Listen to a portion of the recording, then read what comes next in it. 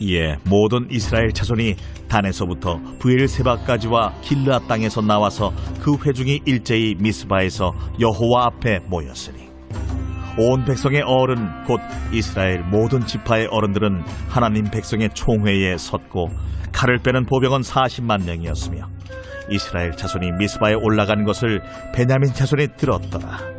이스라엘 자손이 이르되 이 악한 일이 어떻게 일어났는지 우리에게 말하라. 레위 사람 곧 죽임을 당한 여인의 남편이 대답하여 이르되 내가 내 첩과 더불어 베냐민에 속한 기브아에 유숙하러 갔더니 기브아 사람들이 나를 치러 일어나서 밤에 내가 묵고 있던 집을 에워싸고 나를 죽이려 하고 내 첩을 욕보여 그를 죽게 한지라. 내가 내 첩의 시체를 거두어 쪼개서 이스라엘 기업의 온 땅에 보냈나니 이는 그들이 이스라엘 중에서 음행과 망령된 일을 행하였기 때문이라. 이스라엘 자손들아, 너희가 다 여기 있은즉 너희의 의견과 방책을 낼지니라. 모든 백성이 일제히 일어나 이르되 우리가 한 사람도 자기 장막으로 돌아가지 말며 한 사람도 자기 집으로 들어가지 말고 우리가 이제 기브아 사람에게 이렇게 행하리니 곧 제비를 뽑아서 그들을 치되 우리가 이스라엘 모든 지파 중에서 100명에 10명, 1000명에 100명, 10,000명에 1000명을 뽑아 그 백성을 위하여 양식을 준비하고 그들에게 베냐민의 기브아에 가서 그 무리가 이스라엘 중에서 망령된 일을 행한 대로 징계하게 하리라. 이와 같이 이스라엘 모든 사람이 하나같이 합심하여 그 성읍을 치려고 모였더라. 아침을 깨우고 말씀 묵상으로 월요일을 힘차게 시작하시는 사랑하는 교우 여러분, 선하신 목자 우리 주 예수님께서 오늘 삶의 모든 자리 가운데 함께 동행하여 주사 지키시며 돌보아 주시고 옳은 길로 친히 발걸음을 인도해 주시기를 간절히 축복합니다. 여러분, 혹시 기억나십니까? 이스라엘 백성이 가나안을 정복할 때 7 족속을 철저히 진멸하라 하나님 명령하셨습니다. 여기서 진멸이란 히브리어로 헤렘, 말 그대로 진멸, 모두 죽이는 것이죠. 7 족속을 철저히 진멸해야 할 이유는 만약 그들을 살려두면 가나안 우상 숭배에 물이 들어 이스라엘 백성도 망하기 때문이라고 하나님은 분명히 밝히셨죠. 그러나 이스라엘 백성은 이들을 진멸하지 않았고 힘이 장성해진 후에도 이들을 살려두어 부역군으로 사용합니다. 하나님의 뜻보다 자신들의 유익이 우선된 것이죠. 그 결과 이스라엘 백성들은 가나안의 타락한 문화의 영향을 받아 이제 이스라엘 한 지파가 진멸 위기에 처하게 됩니다. 그 내용이 오늘 사사기 20장에 기록되어 있죠.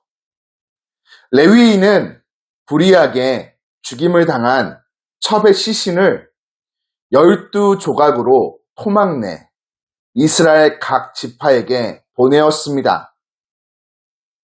이에 이스라엘 각 지파는 북쪽 단에서부터 남쪽 브엘세바에 이르기까지 그리고 요단 동편의 길르앗 땅에서도 모두 함께 와서 미스바에 모이게 됩니다. 이스라엘의 온 지파 지도자들도 하나님의 백성의 총회에 모였는데 칼을 찬 보병만 40만 명이나 되었죠. 물론 이때 베냐민 지파는 이스라엘 전 지파가 모였다는 소식을 들었지만 함께하지 않습니다. 이스라엘 백성이 모인 총회에서 그 레위인에게 어떻게 된 일인가 자초지정을 묻습니다. 그는 베냐민 지파가 속한 기브아에서 하룻밤을 묵은 이야기를 전하죠. 그날 기브아 사람들이 몰려와서 자신을 죽이려 했다고 말하고 자기 대신 첩을 폭행하여 죽였다 말합니다. 그래서 자신의 첩의 시신을 토막내어 이스라엘 각 지파로 보낸 것은 이스라엘에서 이렇게 음란하고 수치스러운 일을 행했기 때문이라고 전합니다.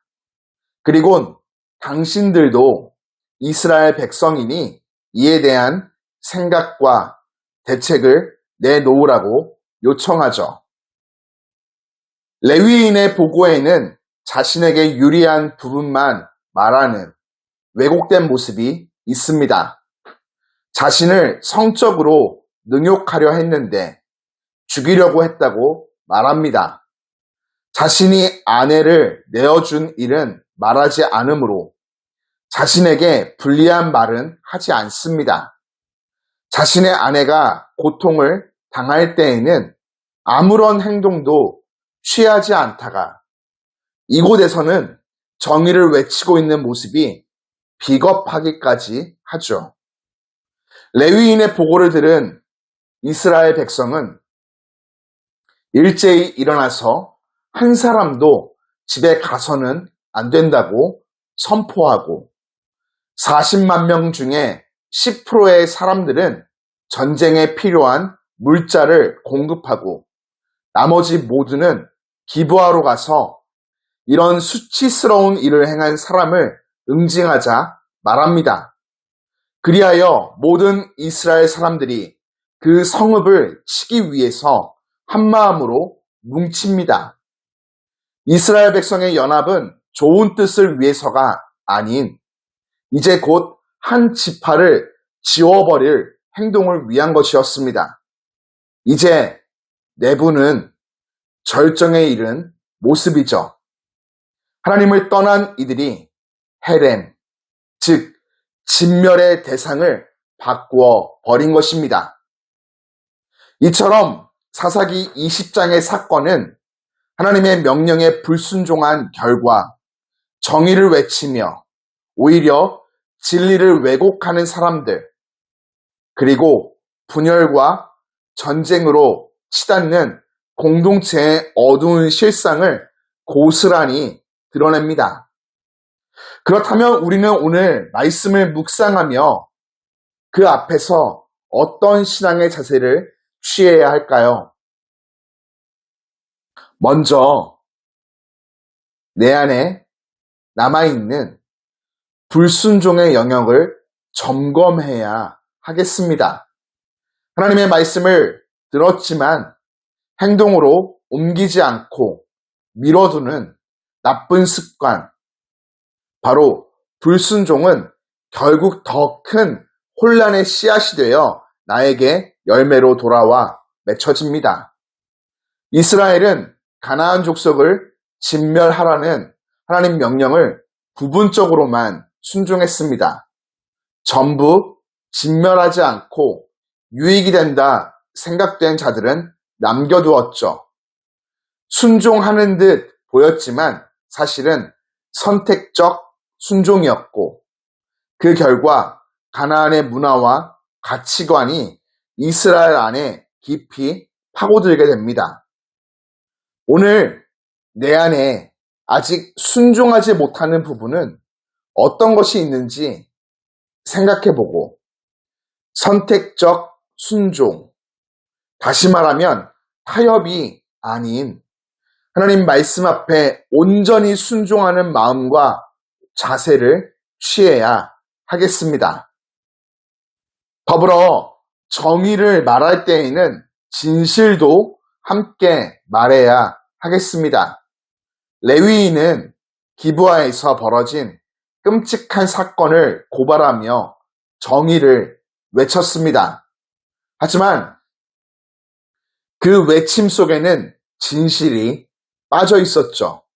그는 자기 잘못은 감추고 상대의 악함만을 드러내어 스스로를 피해자로 포장했습니다. 진실이 빠진 정의, 나에게 유리한 말만 하는 비겁함은 공동체를 파멸 직전까지 몰아가는 결과를 낳게 됩니다.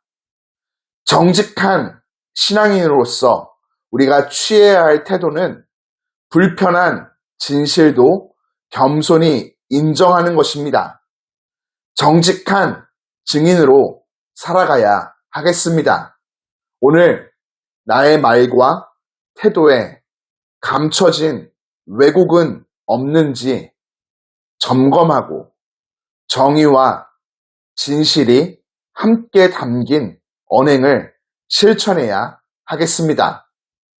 끝으로 분열이 아닌 회개가 먼저입니다. 공동체의 갈등은 온전한 회개가 없이는 치유되지 않습니다. 이스라엘은 하나 되어 기브아를 치러 가자 결의합니다.